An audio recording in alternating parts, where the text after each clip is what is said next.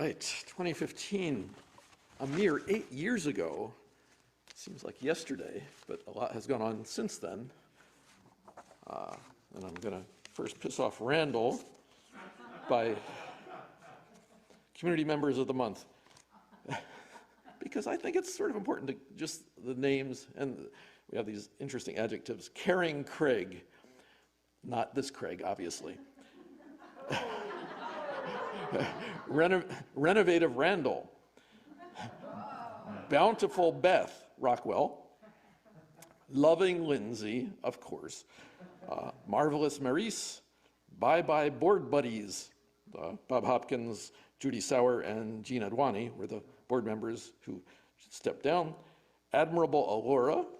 Joyous Jean Adwani, again, I don't know why she got two. Because I think she wrote one of them. Delightful Dawn, who you just heard from. Joyous Jill Crane. And I understand this might apply to more than one person, given what today's topic is. Eloquent, Elegant, and Editing Esther.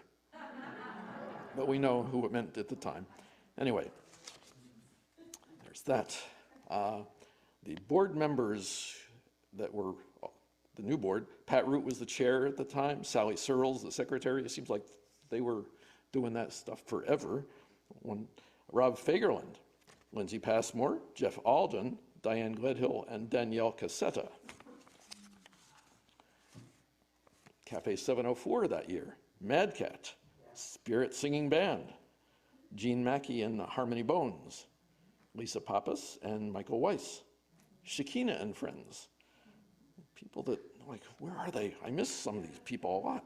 DMC, Algorithm, Don Allen, Laz Slomovitz, 4 Shillings Short, special guests from afar, and Bliss.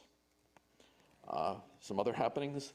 Lindsay created a new website for us. It made it so beautiful, and it has stuck with us in many ways since then, I think. And she was also connected with the formation of the Ministerial Search Committee because Dave Bell once again said he was going to retire, and this time he actually meant it. There was a theater group called Kickshaw Theater. They rented space from us a couple times, and in 2015, the end of 2015, they set up a stage here, everything, and put on a play called Electric Baby. David Winfrey was active at that time. He had a couple of big articles in the newsletter. He had just written a book, so we talked about that. We hosted Remembering Wholeness, Barbara Brodsky. The newsletter included regular features by Rob Fagerland, all about, Rob's nature notes about trees and ducks and all sorts of wildlife. Annie had many messages, including Messages of Spring, which I'll read a bit of. Rob and Heidi had a regular entry on Interfaith Pop.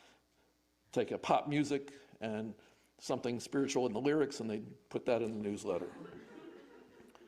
Bob Hopkins had a regular series on prayer and the structure of prayer and all that, very educational. Of course, the Youthful Spirits had their lesson every month.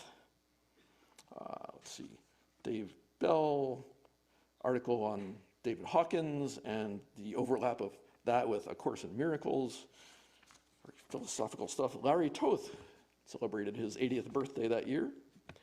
Another regular feature in the newsletter, Peggy Luban, various articles about fairies and spirits and other things and animals, a turtle called Tonka, and So You Think You Know Gnomes, for example.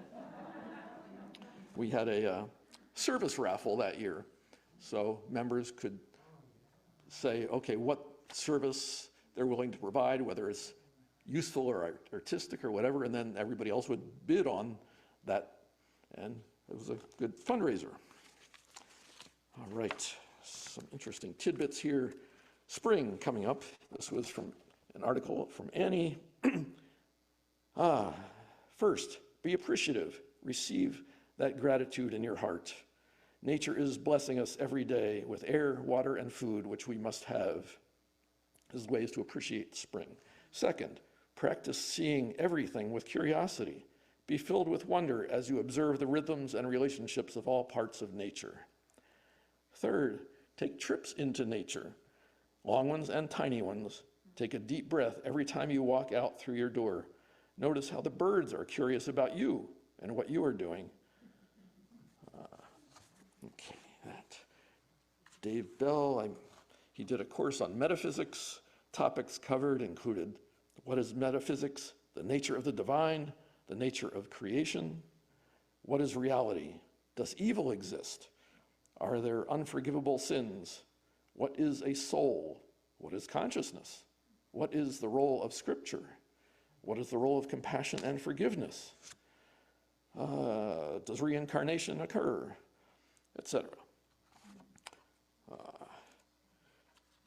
Good stuff. Oh, here's an interesting one. I don't know if anything ever came of this. The board indicated that we want to ensure that Interfaith is a weapon and gun-free zone. Dave Bell is investigating the law and any notices we need to post. Who knows whatever happened with that? I don't know. As far as we know, as far as I know. Erin Fry was a minister, anyway, she was connected with us peripherally. She wrote an article on the play zone. So, lately, quote, lately I've been working on cleaning up my language with respect to how I use idioms and figures of speech. For example, when I felt impatient due to someone's inaction, I used to say, just pull the trigger.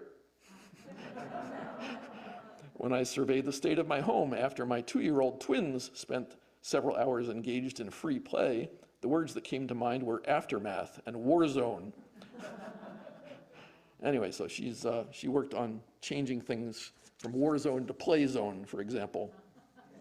And being the December newsletter, as we enter the holiday season and start the new year, I invite us to give thanks for the luxuries we enjoy and to consciously choose what kind of zone we want to live in.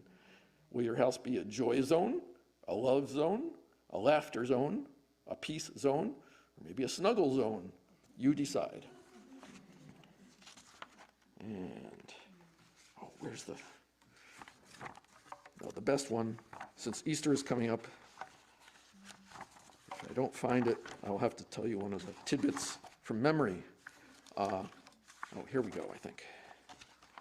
Yeah. All right, Americans, this is what shows the value of these newsletters, the important information. Americans buy more than 700 million marshmallow peeps during the Easter holiday. 700 million.